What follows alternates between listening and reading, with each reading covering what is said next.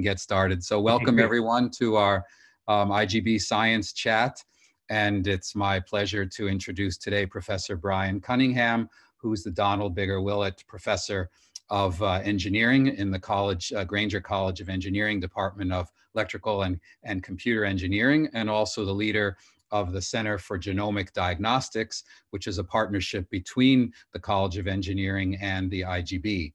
Brian is Illini, born and raised, all 3 degrees here from the University of Illinois at Urbana-Champaign. Then he went off to industry for 15 years and then came back, rose quickly through the ranks here at the university. He's well known for his work in sensing and point-of-care diagnostics. He's a successful entrepreneur, former director of the Nick Holniak Micro and Nanotechnology Lab in the college, and has some very exciting new work that relates to the COVID pandemic. And we're very pleased that he's sharing this today. Brian will speak for about 30 minutes and then is happy to take questions. Because of the large number of individuals, I ask that you write your questions out in the chat function of Zoom, and then I will read those questions for Brian. So Brian, take it away. Thank you very much.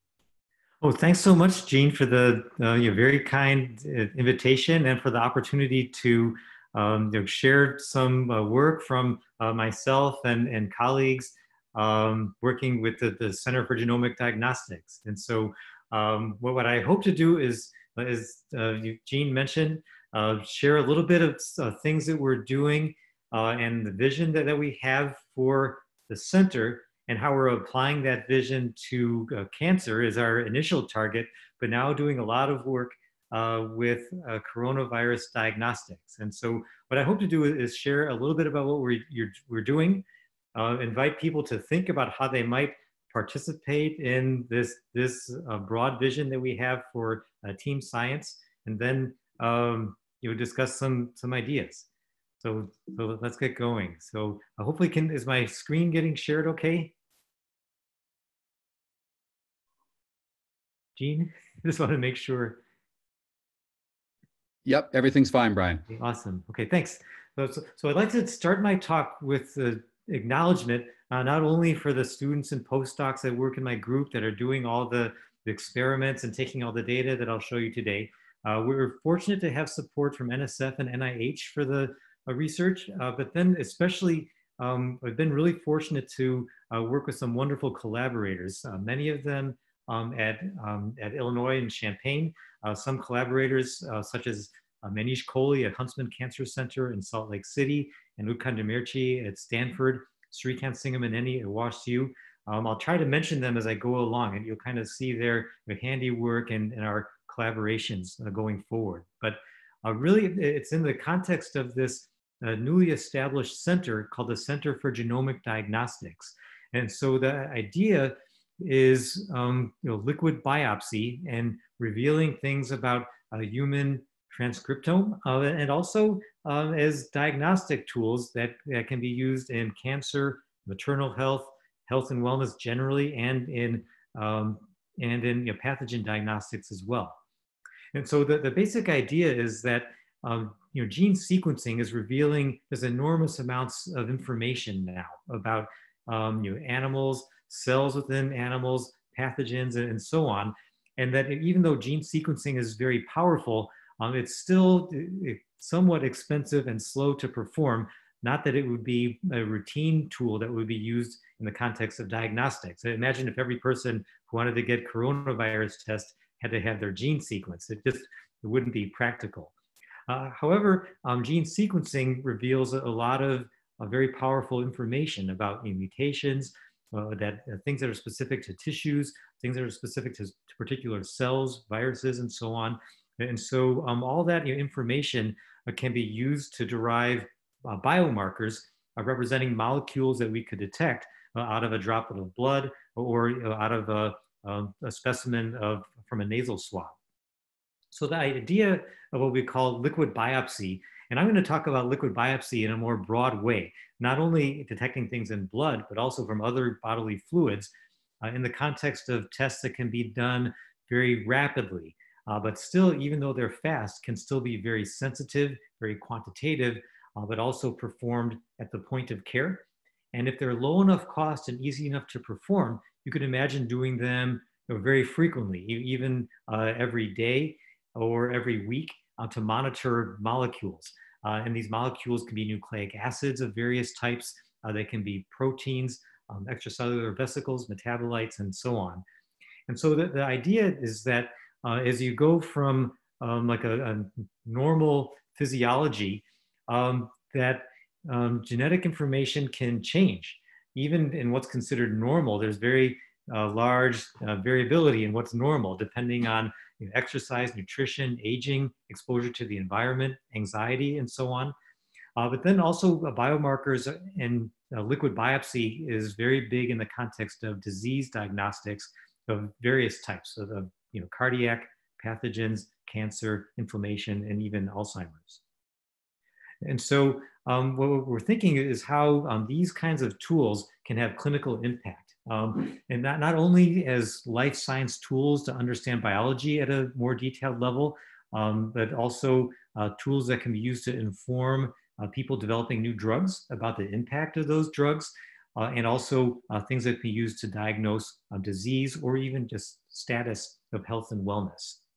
And so the thing that we're thinking about for this center is this pipeline idea, where we have a team that has a clinical researcher, engineers, biochemists, people who understand biology and physiology, and that together this team can be very powerful with the skills that complement each other in the following way.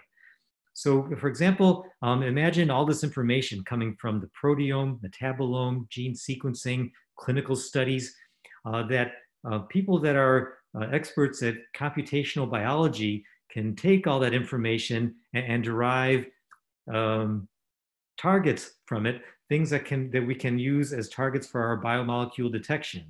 And so with knowledge of these novel biomarkers derived from our genomic bioinformatics experts, we can combine that with ultra-selective biochemistry and ultra-sensitive detection to further engineer a system that can be deployed at the point of care, that might be able to detect many biomarkers all in one shot from a single sample, could be automated in such a way that a person can do it very easily without a lot of training, and then automating certain parts of the sample handling so that these tests can be done at the point of care. And so we have a vision of within all of these aspects, the bioinformatics, the biochemistry, sensing, and so on, developing new intellectual property, and then working with our clinician partners, getting access to clinical repositories, and then developing technologies that can be used in the clinical contexts. So that's kind of the vision that we have overall. And there's a lot of people participating. I just have listed them here. I won't read them all, but many parts of the campus, from the Cancer Center to IGB, to DPI, to College of Engineering, the laboratory where I'm located at Poloniak MNTL, Healthcare Engineering Systems Center, and the Mayo Illinois Alliance, all have various inlets and outlets to this workflow that I just described.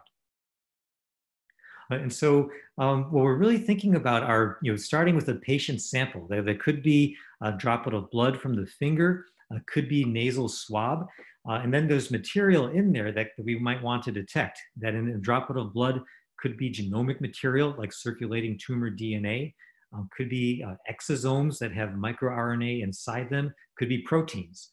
I'll talk about coronavirus diagnostics a bit in the context of a nasal swab, where you have some material that you take from a swab, put into a viral extract media, and then from that, you might like to detect and count the viruses that are in there. Just to say a couple of words about the reservoirs for some of these molecules. One is things called exosomes, are small lipid nanoparticles that are released by cells, and that these exosomes are so small that they can circulate in the blood while protecting their internal contents, which contain molecules that came from their original cell. And so exosomes are very useful because they can contain proteins, microRNA, messenger RNA, and especially with the nucleic acids, they can contain information about the mutations from the gene from that cell. So if it was a cancer cell that releases an exosome, that exosome's microRNA can have the mutation in it that we seek to detect as a target. So exosomes can be found in lots of bodily fluids, blood, urine, saliva, spinal fluid, and so on. So we're doing a lot of work now with detecting molecules that come from exosomes.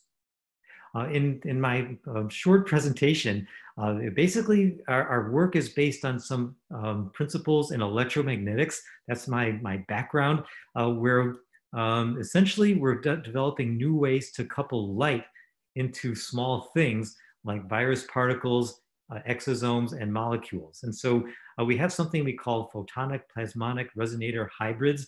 Sounds complicated, but I'll explain them.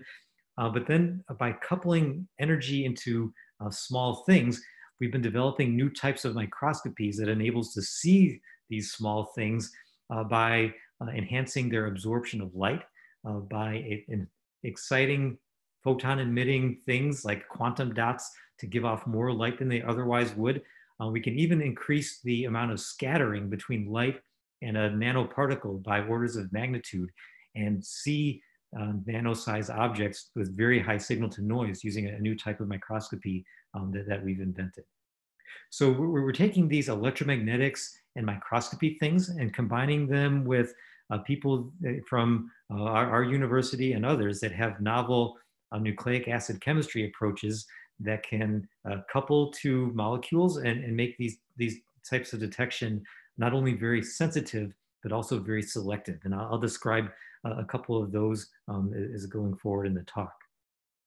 So typically, the challenge in detecting things is that the things you're trying to detect are present at only really low concentrations. And so chemists have come up with great ways to amplify the number of molecules that you have available using enzymes. Approaches like polymerase chain reaction can take a single nucleic acid copy and rapidly turn it into millions of copies. There's also engineering-based approaches where you might use a really powerful CCD camera that has electron multiplication capabilities, confocal microscopes, electron microscopes, kind of just bringing a lot of tools to the party that might be expensive, but still enable you to see small things.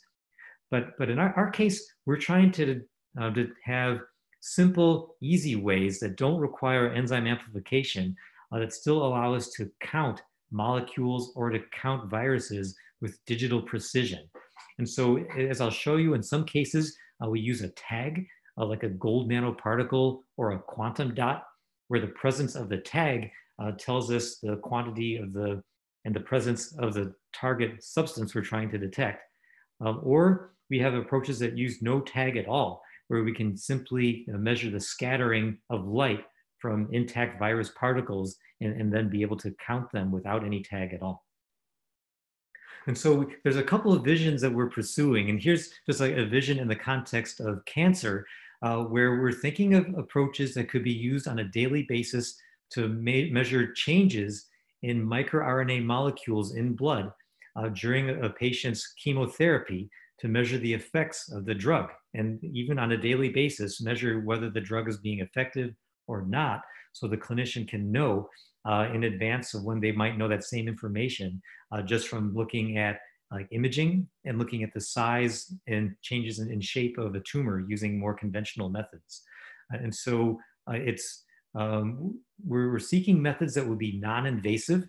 So you can take a couple droplets of fluid from a person's finger rather than taking hundreds of milliliters from them each day. It wouldn't even be feasible for cancer patients. And so our goal for these things is a simple, fast assay without using enzymatic amplification to detect it, but still using a low volume sample. But some of these molecules have very low concentrations, like in the femtomolars. So it's a biosensing challenge. In the context of coronavirus diagnostics, we're interested in two things. One is having a rapid test for viral load from a nasal swab, that we measure the viral load, not just say yes or no, but be able to tell whether that person is has heavily shedding viruses, or maybe at the beginning or very end of the infection process. We're also interested in measuring whether a person has immunity by quantifying their antibody titer from a droplet of blood. And so these are two really crucial tests for getting our country and economy, world back on track, because if you can measure these things simply and easily with sample to answer in less than an hour, that would have really big impact on people being able to get on flights, go to conferences, all sorts of things.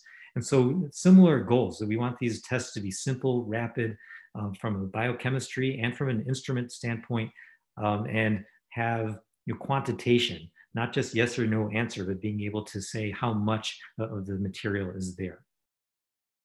So basically the things that we're doing, if I were to try to summarize for those of you who aren't into electrical engineering, what we're trying to do is take the power of big things like LEDs and lasers and to pack that optical energy into little tiny things like gold nanoparticles, as shown here.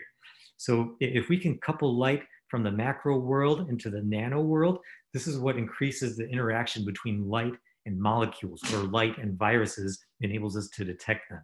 That's basically what we're up to. And so the thing that allows us to do that is a nanostructure that we can fabricate that's called a photonic crystal. So in this way, a photonic crystal is a surface that has special optical properties that enable it to capture light from outside and to concentrate it really efficiently into a very thin layer right on the surface of the photonic crystal. And so a nano object like these gold nano stars shown in the cartoon, when they touch the photonic crystal surface, they are engaged with all that captured energy. And so now they will be illuminated with much greater intensity than they otherwise would. That's the basic idea, is that we have this photonic crystal as a surface that can capture energy from the outside and channel it into small things like molecules and viruses. So on the left is what a photonic crystal looks like. We make them out of silicon or glass wafers that are 8 or 12 inches diameter. We even at this point have outside companies that manufacture them for us. And we take those wafers and chop them into smaller pieces, where this 1 by 2 centimeter piece of photonic crystal is the entire surface is covered with this nanostructure.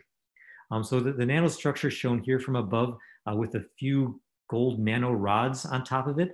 These nanorods are around 50 nanometers long, so they're small. They're actually around the same size as a virus. Here's some gold nano stars sprinkled on a photonic crystal surface. These have a diameter of around 100 nanometers, again, around the size of a virus. We like these gold nano stars. We also call them gold nano urchins because they have light absorbing properties that are a really good match for the photonic crystal. And so here's the electromagnetics part. So I apologize. I'll try to explain, but not get into too much of the detail. Basically, what we do is we design the photonic crystal to capture light of a specific wavelength. And that one wavelength we call the resonance wavelength. So in our case, that wavelength can be in the red part of the spectrum. In this case, a 633 nanometers wavelength is the wavelength of a red laser. So at that red laser wavelength, the photonic crystal reflects the energy with nearly 100% efficiency. So it's like a perfect mirror for only that one wavelength. And something important happens at that wavelength. We call it a resonance, where the light from that wavelength is captured by the surface and is shown here. And hopefully you can see where I'm pointing. There's this thin region of enhanced electric field that occurs only at that wavelength, where all the other wavelengths just pass through like nothing was there at all. We designed the photonic crystal specifically to have a resonance at that wavelength, but we can also choose nanoparticles, like gold nanoparticles, that also have absorption at that same wavelength. So when the wavelength of the photonic crystal's resonance is the same as the wavelength that a gold nanoparticle absorbs. Now it can transfer energy really efficiently from one into the other. So it's like light comes from outside from the LED, gets grabbed by the photonic crystal, but then when we dunk a nano antenna, like a gold particle, into that photonic crystal's electric field, now we can transfer energy really efficiently into that nanoparticle. So we do various things in my group to model this using computer models. Here just shows the photonic crystal structure with a gold nanorod on it, where the red represents bigger electric fields. And so you can see here that they're bigger by the background electric field by several orders of magnitude. So they really capture energy efficiently. You could think, well, what would happen when you put that much energy into such a little thing? One thing is that the temperature can go up. And so in fact, if you use high energy laser, you can melt gold nanoparticles. You can actually heat them up high enough that you can do that. We're careful to use low intensity illumination sources like lower intensity LEDs, so we don't melt our molecules. But an important thing that we observed was that if you take something like a gold nanoparticle and put it on a photonic crystal, where the photonic crystal is ordinarily a really good reflector for the resonance wavelength, when you put the nanoparticle on there, the resonance drops down really dramatically. So it goes from like high reflector to low reflector just from one individual nanoparticle being present on there. And so we can actually measure how strongly absorbing a nanoparticle is. And so we can model it and also measure it experimentally. But the basic idea is when we do this, when a nanoparticle is only 100 nanometers diameter, so really small, basically because of this enhanced absorption, it looks like it's much bigger than it really is. And so kind of using my Rocky and Bullwinkle cartoon, like taking something small, ordinarily wouldn't be able to see it on a microscope at all unless you had an electron microscope. Now with our system, you can see it really clearly. So in the interest of time, I'll go through this kind of fast, but basic idea is that we made a microscope, it looks like this, that can measure the reflection from photonic crystal surfaces and how the reflection changes when we put nanoparticles on there. So basic idea is shown here, that any place where there's a nanoparticle, we see I'm gonna skip ahead, sorry. Yeah, in any place where there's a nanoparticle, the reflection goes from high to low.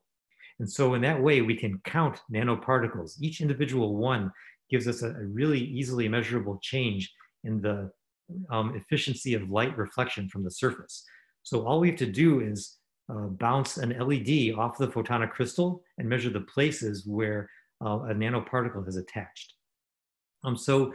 Using this idea, we developed a really sensitive assay for detecting microRNAs in the context of cancer diagnostics.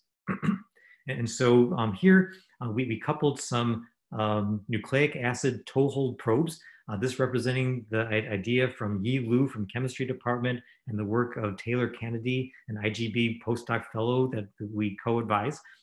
So we can take our gold nanoparticle and then couple this nucleic acid toehold probe to it that will bind with and recognize a specific microRNA sequence where only one microRNA sequence will displace this protector nucleic acid strand away. When that nucleic acid strand when the protector goes away, now we have this newly exposed nucleic acid sequence represented in green, where the complement of that green sequence is prepared on the photonic crystal surface.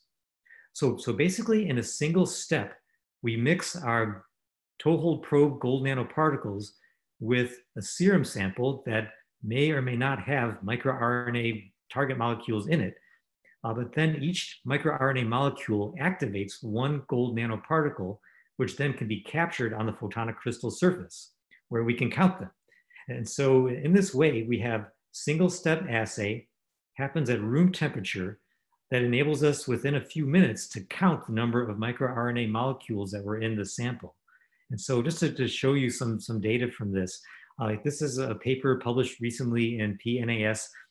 Each of these images is one of these images of like the white sprinkles. Each sprinkle represents one gold nanoparticle that's been captured there by this toehold probe process.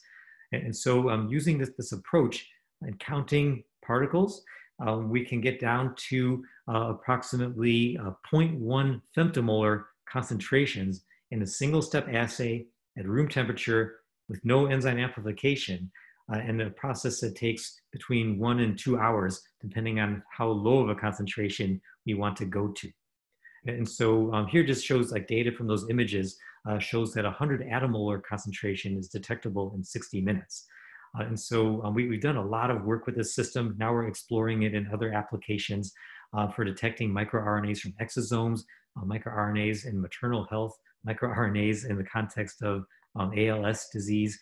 There's a lot of diseases that have microRNAs associated with them. We've also applied this to detecting proteins.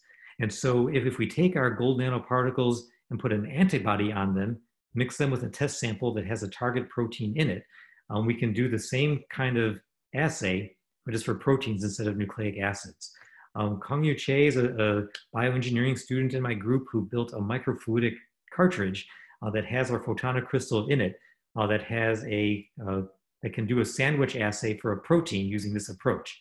And so we have a negative control area and a positive control detection area. We count nanoparticles, same way as before, when we have a complete sandwich in our assay.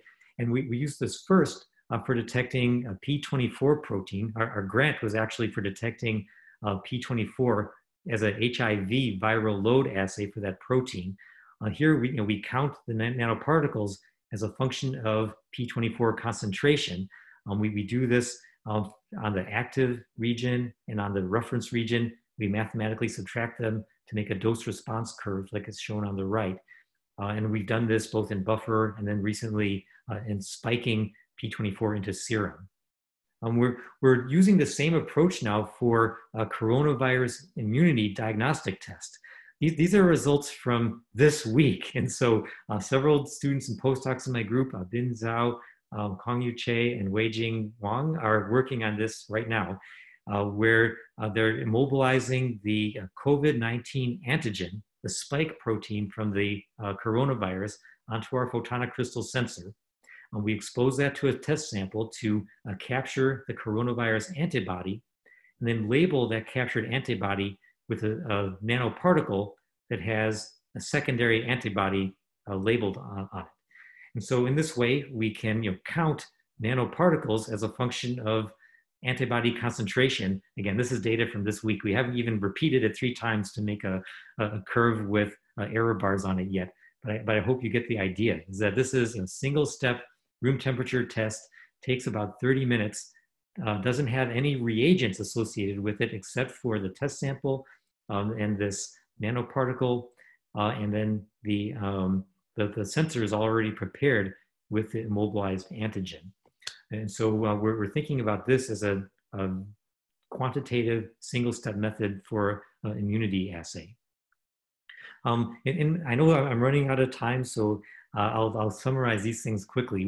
We're working on other ways of detecting molecules. So I mentioned absorption. We can use the photonic crystal structure to enhance the absorption of things like nanoparticles. Also, we're interested in things that just scatter light, no nanoparticles required. And so scattering is like the process that happens like when light meets an object and then goes off into a random direction after encountering that object. So you can think of it a little bit like the way billiard boards scatter, or billiard balls scatter in different directions. Same thing happens with photons when they hit things like virus particles. And so in the basement of IGB, Nantao Li and Taylor Kennedy recently built a new type of microscope that can enhance scattering of light from nano objects. It has a fancy name. We call it Photonic Resonator Interference Scattering Microscopy, for PRISM for short. The basic idea is that we have our photonic crystal again, but we illuminate it with light from a laser, where that laser, again, couples energy into the photonic crystal.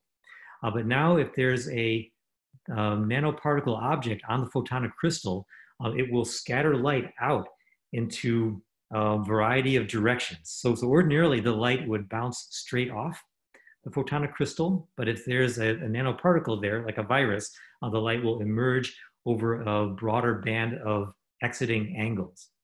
And so we've done some things to model this, of course. I won't go into a lot of detail, but basically our nano object is interacting with this big electric field on the photonic crystal surface.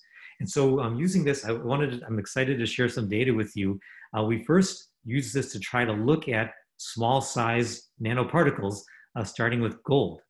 And so here's just shows electron microscope images of gold nanoparticles of 10 nanometers. You can barely even see the 10 nanometer particle there in an electron microscope image, but it's there. 15 nanometers, 20 nanometers, and so on. But by taking an image of the scattering from those, we can see each one individually and count them within our field of view. And so that the scattering is strengthened by and gives us big contrast without any type of tag. Here just shows from going from bigger to smaller gold nanoparticles. You can see how the bigger they are, when they're 40 nanometers, their contrast is actually pretty good. The smallest ones that we've looked at so far are 5 nanometers diameter. So Nantao recently working in the basement of IGB by himself just on the phone with Taylor as his lab buddy. You took these images of exosomes provided by Cecilia Leal's group as small objects that have similar size and structure to viruses. And so here's our contrast signals from the PRISM system, just showing each individual one. When it's on the surface, we can count them by their scattering. And so we were just awarded a grant from NSF to use this as an approach for capturing and counting coronaviruses. And we're collaborating with Professor Xing Wang in the chemistry department, who's devised a really clever way of recognizing and capturing viruses by the pattern of spike proteins that are on the outer surface. And so Xing Wang just joined us in the past several months. And so he published a paper in Nature Chemistry, just came out a few weeks ago, using this exact approach for detecting dengue virus. Now we're adapting it to detecting coronavirus. Basic idea is that he can produce and design a DNA origami molecule who has a star shape like this, whose vertices exactly match the pattern of spike proteins on the outside of the virus. Each of these vertices can have a DNA molecule on it called an aptamer that makes a strong binding affinity with the spike protein molecule on the virus. And so here represents the aptamers on the vertices. Here's showing on the bottom right, the DNA structure covering the dengue virus. And so now Xing is working on designing a similar structure where the vertices of the pattern will match the coronavirus pattern with aptamers on the vertices that match the outer spike proteins on coronavirus. And so we're just getting started with this as a method that could be used to detect and count intact coronaviruses from a nasal swab sample without doing any enzymatic amplification or even breaking the virus particles apart. So I think that I've gone enough time. I want to leave enough time for discussion. So I think that I'll skip the last part of my talk, go right to the conclusion. So in the context of the Center for Genomic Diagnostics, we're really embracing the team science mantra and philosophy of IGB, where you can see how coming together with people that have clinical expertise, genomic expertise, bioinformatic expertise, combined with people like myself, engineers, people that have chemistry and biochemistry strengths, we have a very unique power, just so much novelty along all these different axes of science that can come together and make very powerful detection approaches. We're really steering ourselves towards the problems that have a lot of clinical impact and addressing gaps in capabilities of existing technologies, especially in personalized cancer diagnostics, detection methods that can guide clinicians towards better treatment. But there's so many applications in Pathogen diagnostics is only one of them. There's so many others that we're discovering and finding collaborators with across campus. So I hope you got an idea of some of the things that we're doing in the center from this, and I'm really happy to answer questions and have a great discussion. Great. Thank you very much, Brian, for that really great overview. So yeah, we are now open for questions if you want to just type them in chat, and I see we have one already, so I'll read it out loud. For the COVID-19 immunoassay, do we know if the target is a neutralizing antibody? So my understanding of the coronavirus antibodies is, again, the understanding of electrical engineering person, is that there's two types of antibodies that can be the target. One is called IgM, another is IgG. Keep in mind that we're just at this point doing preliminary demonstration of new technology to do this. And so we're targeting the IgG protein, which is the one that emerges after like 2 weeks post-exposure. But there's tests that can detect IgG and IgM, where the IgM is the one that would develop first. I'm not sure if that answers your question, though. If you type in, perhaps I didn't explain clearly enough. Yeah, we'll go on to the next one and then see. Okay. With COVID-SAR2, there's the problem of looking at the spike protein that's on the surface of the virus, not just the free spike protein. How do you get a hold of the virus? So in our approach, we're seeking to grab it by the spike proteins, but there's also outer membrane protein, which can also be a target. But my understanding is that it's not as easily available since it's buried beneath the spikes. So again, that's my limited understanding of virology, and through working with Xing Wang as a collaborator. I'm not sure if Xing is here, that he might be able to pipe up and answer that question. But we've chosen to make the spike protein the target for recognizing by that your DNA nanostructured molecule. Also, you can use an antibody, and we're going to give that a try as well. That Eric Procco is someone who's been developing antibodies to the spike protein that could be used as a capturing molecule for a test like ours. Okay, the next question asks, how expensive are the photonic substrates that you're using? Yes, yeah, good question. So they're made on 8-inch diameter glass wafers. We're working with 2 different companies that make them for us to our specifications. Keep in mind that they use the same technologies that are used to make integrated circuits, but instead of making transistors, they're making this grating nanostructure, and they're making them for us in batches of 10 wafers. So it's not high volume manufacturing at this point. So at least at that volume, one of those pieces, like a 1 by 2 centimeter piece, costs me about $10. And on that piece, I can do about 16 tests. So I think that the cost would drop with higher volume manufacturing, but even then, it's costing us about $1 per test the way they are now. Good. Do we have any other questions for Brian?